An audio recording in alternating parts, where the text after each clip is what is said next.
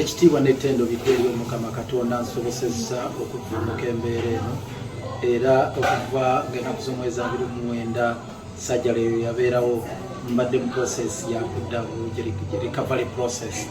Abasawo banteeka mu woodi nga nvudde mu ICU ne bateekako obujjanjabi obw'ekika ekyawaggulu okulaba nga sifuna infections, okulaba nga ekiwundu kiwona, ne bateekako ba dietitian ba nutritionist abakwata ku byokulya, ne bakwatagana ne ba physiotherapist, ne bakwatagana buli kantu konna ne bakakolako.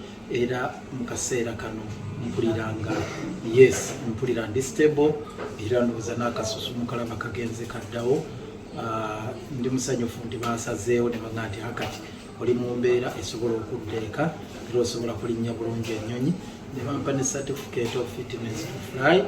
Era nsuubira weekend weenaatuukira nga maze okuyingira mu kibuga Kampala kubanga buli kimu ekyetaagisa bamaze okukikola. Obulumi obukyaliwo obutonotono obuli mu mukono muno, obuli ku kiwundu wano we baasala nga bagenda okunyingira okugenda mu mugongo, obuli mu mugongo eno bankakasizza bujja kuggwaawo era n'eddagala eryetaagisa lyonna balimpadde. Bo ogwabwe baŋŋambye gwawedde, kaakati ekisigadde nze kudda Kampala insha Allah.